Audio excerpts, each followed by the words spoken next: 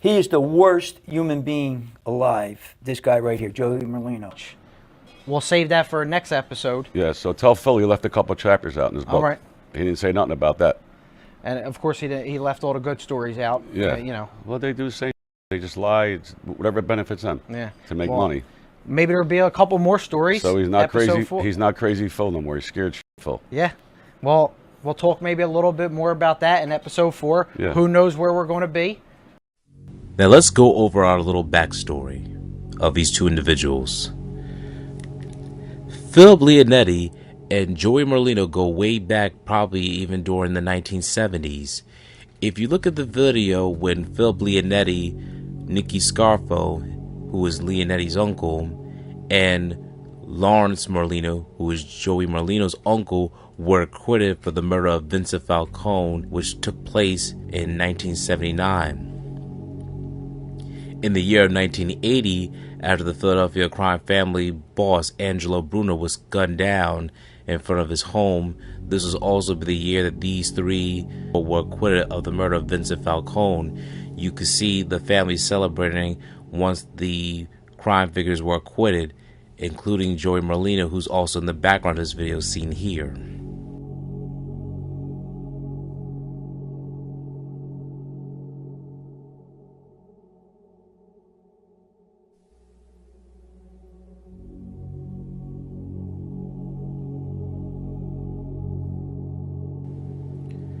For those who don't know, Philip Leonetti will be the future underboss under his uncle regime, Nicky Scarfo. He previously held titles such as being a soldier and captain during the 1970s and 80s. Then during the 1990s, many people believe that Joey Merlino will be the future boss of the Philadelphia crime family after the reign of Nicky Scarfo and Stanfa. Once Nicky Scarfo, Leonetti, and all the other Philadelphia crime family members were arrested in 1988, he decided to testify against his uncle. And one of the things he's always mentioned was after the death of Salvi Testa and Mark Scarfo's hanging, he decided to become an informant.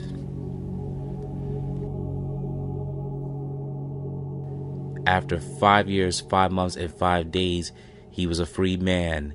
And years later, he decided to write his own book. He wrote his own autobiography, which included Scott Bernstein and Christopher Graziano, called Mafia Prince.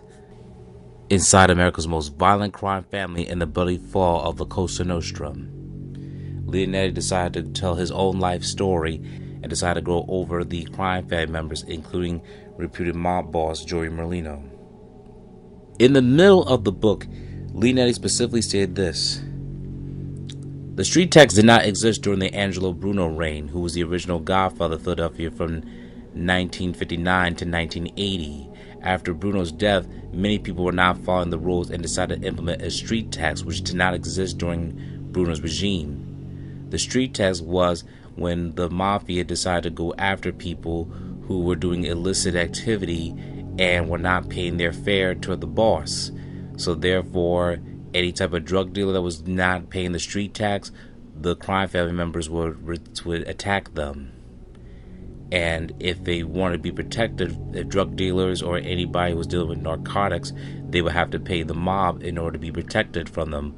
Otherwise, they'd be executed in the most street devilish fashion. Now, in the middle of the book of Mafia Prince, Philip Leonetti stated this: the street tax money coming down every month from Philadelphia could range from $50,000 to $100,000. It depended on what was going on. Don't forget, we still had our bookmaking and loan sharking operations, and we were involved in millions of other deals. Making money wasn't a problem for us. I always picked the money up directly from Chucky, who was Salvatore Chucky Merlino, Joey Merlino's father, and I bring it him home and I would count it without Nicky Jr. Without fail, no matter what the amount was, it would always be light, a few $100s. I knew Chucky wasn't skimming $300 or $400. He wasn't making tens of thousands of dollars himself. I believe it was his son Joey who was robbing the money. Joey Merlino was always a no-good kid. He was a punk even as a teenager, 18 or 19 years old. He was constantly starting trouble in Atlantic City, and my uncle would always make me straighten it out. He would bet with bookmakers who were with us and not pay them when he lost, and then he would lie and say that it wasn't him. On top of that, I believe he was robbing the money that was coming down from Philadelphia to Atlantic City for me and my uncle. Around the time I wanted to kill him, but he was Chucky's son, and I know there was no way my uncle would sanction it. At that time, my uncle liked this kid very much because the two of them were very much alike, and Joey was always respectful around my uncle. Plus, Chucky was my uncle's best friend, and he was the underboss. Under Joey and Nicky Jr. were also the best of friends. I thought he was no good, and if I could have, I would have killed him. That's one section of how Phil Leonetti describes Joey Merlino on Value Entertainment when he's asked about Joey Merlino. This is his take, shown here. He is the worst human being alive, this guy right here, Joey Merlino. Horrible human being. Why do you say that? He's a horrible, he robbed, he actually robbed Joe Pungitor's mother's jewelry. Joe Pungitor's mother was sleeping on a couch in her house. In the summertime, doors are open, everybody's in and out. He went in there, seen her sleeping, went upstairs and grabbed all her jewelry and took it. Also, he beats everybody, borrows money, never pays nobody back. When my uncle was in jail, I would collect my uncle's end from Chucky. It was always short, and it wasn't Chucky taking it. I know he was taking it, A few hundred here, a few hundred. Every time I got money, it was a few hundred short. And I didn't want to say nothing to Chucky about it, but that's Joey Merlino, low life. You ever had a run-in with him? You ever had any experiences with him No, personally? he was like younger when I was around. I used to call him Jose. When it came to Phil Leonetti's interview on Value Entertainment, this took place during the pandemic on April 25th, 2020. Now, as you hear in this section, you hear Joey Merlino talk about Phil Leonetti's book. The only source material that we have that Phil Leonetti ever wrote about was Mafia Prince, so he has to be described about this source material specifically. He also mentions about Phil Leonetti's mother, as you also hear from this section.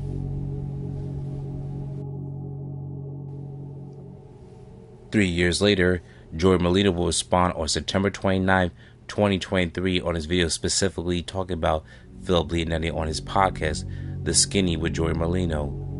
And this is when Joey Merlino speaks on Phil Leonetti, as you can see here. This is where the podcast gets interesting. We're going to talk a little dessert here. This is where I feel uncomfortable at. But I know you got something to get off your chest. So we do like the rat. We're gonna do the rat of the month. Okay, all So right. we get all the stuff. So So you're ready to go? Yeah. Phil Leonetti, he wrote a book. Okay. This other piece of shit. All right. I don't even know what the name is. I would never read it. I would never buy it. He left a few chapters out. He said in the book. He said I was a troublemaker, a punk. He said I robbed somebody's house, jewelry. I don't know what he was saying. That ain't nice. He said he wanted to kill me, whatever. But he left in one chapter. He left out the reason I went to jail was because of his mother. Really? Yes, we was in a. It wasn't even a nightclub. It was a restaurant lounge called the Lido. And I was in there. I was 20 years old. Yeah. It was older. They, like people 40, 50. It wasn't a nightclub. And his mother was in there, and three guys were in there. They were big. I was little. And they came in, and she was dancing with them. So I went and got her, brought her back over to the bar with me. She had a few drinks in her. And I said, stay over here with me. And the guy came over, said something. A fight broke out. I hit him. Really? The guy punched me. I hit him with a chair. A melee broke out, whatever. 2 years later, I get locked up. Somebody got stabbed. Okay. They locked me up. I got 7 years in jail. Well, I got 20. I thought I got 21 years. I went For that? Yeah. Wow. Was never arrested in my life. Never, no, nothing. The lawyer told me I was getting probation. I went to, well, first I had Eddie Jacobs. Okay. And Philip was a suspect. So it was a conflict. I couldn't use him. They gave me Salavina. He looked like, they gave me like a week, no, like 10 days to start trial. Okay. And I had Judge Parecki, Italian guy, he hated me. Really? And they picked out in a lineup. There was a picture of a guy walking against a brick wall. Okay. And they said it was me. This is the guy who did it. Okay. So I was looking at the picture. The lawyer's blind. I said, this ain't me. I could tell by the outfit, the shoes. Yeah, so you know we hired a guy to come in. He measured each brick, the mortar, and how tall the guy was, and we blew it up. The guy was like 5'10". I was like 5'5", 5'4". Yeah. And we blew the thing up, and the judge wouldn't let it in. He said, can't come in. Can't use the evidence. No, can't use it. They signed the state. They said it was me. It wasn't me. Yeah. Anyway, I go to court. I get convicted. I had Salavina. He was blind. When we went for lunch break, I had to hold his arm crossing the street. He couldn't see. Yeah, that's bad. What shot I have? Yeah, you had 0 shot. Not dead. Just like your bets this Yeah. week. Like, So now he tells me, don't worry about it. Your first offense, you never win trouble. You're going to get probation. I said, all right. We go get sentenced. I stand up. The judge says I give you 7 years in state prison, aggravated assault. Count 1. Count 2, 7 years in prison, aggravated assault. Count 3, 7 years in prison, aggravated assault.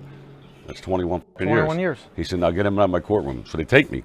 I'm like, what the fuck? This motherfucker told me I was getting probation. I got 21 years. 21 years. He comes down to see me. It's through the glass. You know, like the lawyer thing? Yeah. He's lucky. I would have wrapped the thing around his neck.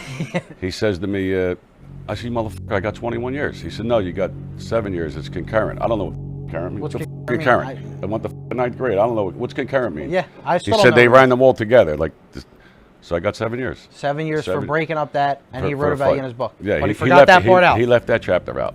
You know, they all got the same story. Yeah. Philip was never in jail. He got lucky. He always got out on bail. He beat every case. So he was Crazy Phil. He loved that name. Yeah. His mother loved it. Every day they used to write about him. He was like, they wrote about him every day. Crazy Phil Leonetti. He loved it.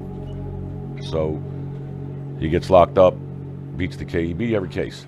If he would have beat the last case, he'd still be here. He'd still be Crazy Phil. Mm-hmm. But, you know, then he went to jail, and they babysat him. There was 20, they were all co-defense. My father was co-defense. They were with him in Holmesburg. Okay. He got beat up in Holmesburg. He didn't put that in the book. And a couple of guys smashed the guy there was a fight. As soon as he was by himself and lost the case, then he found God and the government. Now he's not Crazy Phil no more. He's scared Phil. Wow. Okay. You know, he got 40 years, and if he would have won that case, he'd be on the street right now. Yeah. Doing the same thing he was doing his whole life. Yeah. But I guess when the handcuffs get on him, they find God, and he robbed all his uncle's money and jewelry, and the government let him keep it. Wow. I mean, it seems like the government lets everybody do whatever they want. They do whatever they want. Yeah. It's crazy. Yeah. Like they have this Megan's Law, which is good. You know, if you're a sex offender, and I move next door to you, I got to let you know. Yeah. Well, they should have a law where when they move next to you, they got to notify. Yeah. Beat the crumb on my kid. He killed 27 people, he said. You got a serial killer in them next door to you. You don't even know what it is. Yeah, it's crazy. Well, let's not give them too much. We'll save that for next episode. Yeah, so tell Phil he left a couple of chapters out in his book. All right. He didn't say nothing about that.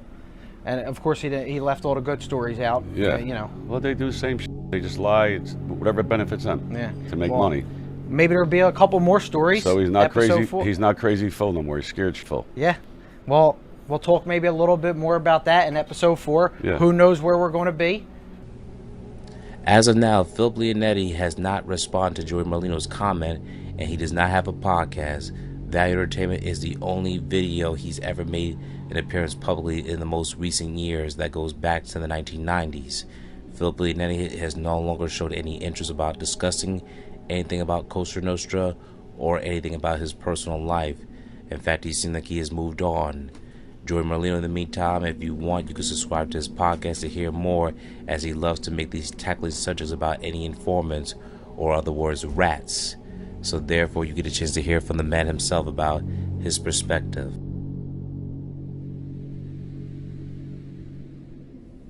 What happened was the FBI notified me. They gave me a call that they felt like somebody found out where I was living. And that really upset me. And they threw out this fella's named James Leonard.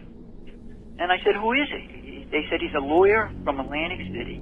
He represents Joey Merlino, and he represents your cousin Nikki, and we think he knows where you're at. And he goes and visits Joey Merlino in prison. He visits your your cousin Nikki, and we feel like he's telling them where you're at. I said, why? I said, why? I said, it doesn't make sense. I mean, number one, how did he find out? Why would he want to get involved with me? I said, well, let me see if I can see this guy somewhere. So anyway, I meet him. I run into him at the, like for Fork. He didn't know I was coming. And he was sitting at the bar, and I walked up to him. And when he looked at me, he got a little shocked, like he knew it was me right away. And I said, listen, I'm just here. I want to talk to you. I want to ask you a few questions. I mean, well, like, what's going on here? The feds are telling me you know where I'm at. You're telling everybody where I live. You're trying to get me killed. You're trying to get my family killed. And he, you know, he was really good. He was really good about it. He made me feel good the way he talked. And he said, look, Phil, no, there's no way. Number one, I know where you live, and there's no way I want to get involved with you. I mean, I don't know what they're talking about, you know? He looked scared, because I told him, I said, do you know why I'm here? I was really upset when I first got there. But he, like, lightened the load for me because he says, I didn't think you were here for the food, you know. Made me feel a little better. Like, you know, he wasn't worried about anything. It made me feel like, you know, like he wasn't doing anything wrong. I think Joey Merlino, he's a low-level mug or a thug. And I think he's the guy to set this hit up with this Nicodemo kid, the Petro guy they killed. I think he's a money-hungry scoundrel that I think that he would want Joe Legambi and all those guys to lose the case just so he can wind up with all their cash and not have to worry about them anymore. On his recent episode 55, Joey Merlino and Little Snuff talking about sports and stories, Amber Rose stars on full episode. He's also made recent comments about Crazy Phil Leonetti, as you will see here in this clip. Funny. Oh my God! And there's another story I want to put up, because I put an Instagram up today. We posted an Instagram with a fucking piece of shit, fucking Phil, blame my uncle Leonetti. Yeah, him. He got beat up in jail. That motherfucker. He wants to talk about he's a tough guy. He got beat up in jail. Major Tillers beat him up. If it wasn't for Tory, he would have got fucking. He might have got killed. Yeah. Thank God. You got Tory the was article. Yeah, there's the article. I'm gonna post the article. I'm gonna post it. Sure. Read the article. Yeah, he's a big touch. As soon as he lost, he became a cooperator. All that bullshit. When he was on he never lost the case. As soon as he lost and was getting 40 years, he cooperated. That was the end. But it was all set up. Now, if he don't lose the case, he's still here. He's Crazy Phil. Crazy Phil. He loved that, and his mother, they loved it. Really? He was in. I'll be honest with you. He was in the paper more than Nikki. Really? Yeah. Always. Phil, Crazy Phil. And they loved the name. They loved the name. Yeah. He said he hated it. He fucking loved it. He might have been paying him to fucking say. Could have been, yeah. Anyway, but it was all planned. Believe me. Yeah. As soon as he lost, because if he'd have won, he'd still be here. Yeah. As soon as he lost, he set it all up. They robbed all Nicky's money, jewelry, everything he had from his family. Nicky had 2 kids. Yeah. Well, Mark was sick. Yeah. He's got a wife. Yeah, Mimi. of course. Fuck you, do entitled to take that. Yeah. He keeps on telling me I robbed Joe Punch. I didn't rob Joe Punch house. You could ask Joe Punch. Yeah.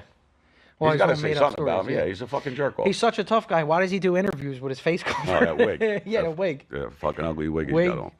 You're right. And the crazy part is, like you said, if the handcuffs never come on, It's a different game. That's it. But it was all planned. Yeah. If I win, I'm the king. If I lose, I'm still the king. I'll just go get it. Find God, rob my uncle, and Sick. go live in wherever the fuck he's at. Iowa, Utah, wherever the fuck he's at. And some of these journalists that come up with these They fake love them. stories, they get reports from him. We love know him. for sure. Listen, Like Bernstein, loves him. Capizzi. Yeah. He writes about me. He wrote about Yeah. me last week. I give 2 course. fucks what you say, what you put in your article. Fuck you. Yeah, it's every week. I mean, If they it's nuts. don't put your name and you in there, Joe, nobody's going to read their stuff. No, nobody's. I mean, listen, they are the dumbest group of people ever that make up stories, and normal people in the world that say, you could even see the comment, you guys just made this whole story up, like random people. But it's just nuts. Like they just like Capizzi.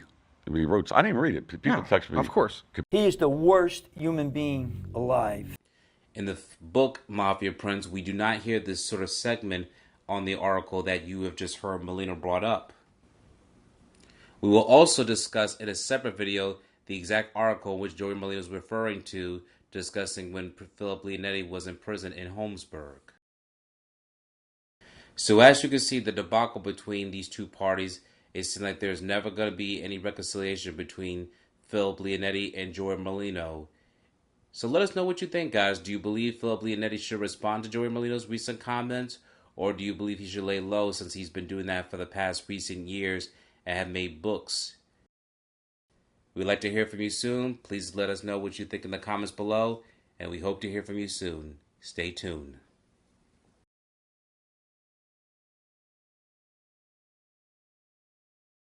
Thank you for watching this video. Please subscribe to our channel and check out more of our content.